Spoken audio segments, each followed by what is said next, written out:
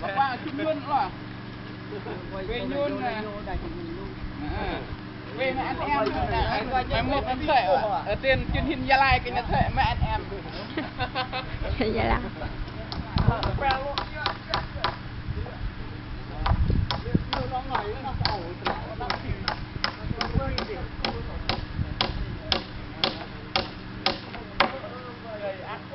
Anh đừng quay em vô nha.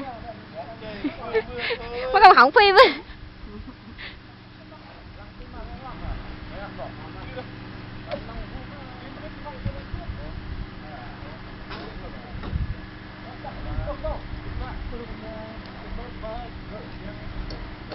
Đây là cái làm thủ công.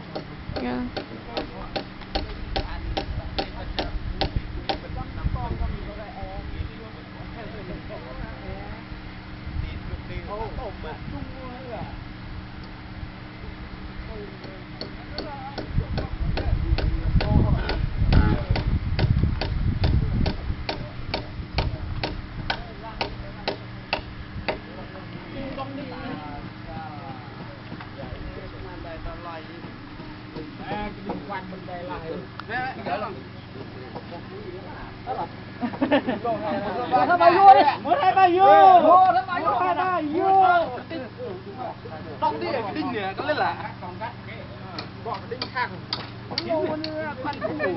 chốt ra này chốt lo gì mẹ chốt cái em đi một chiếc là lại để mà áo này quay từ mẹ ông luôn đâu ai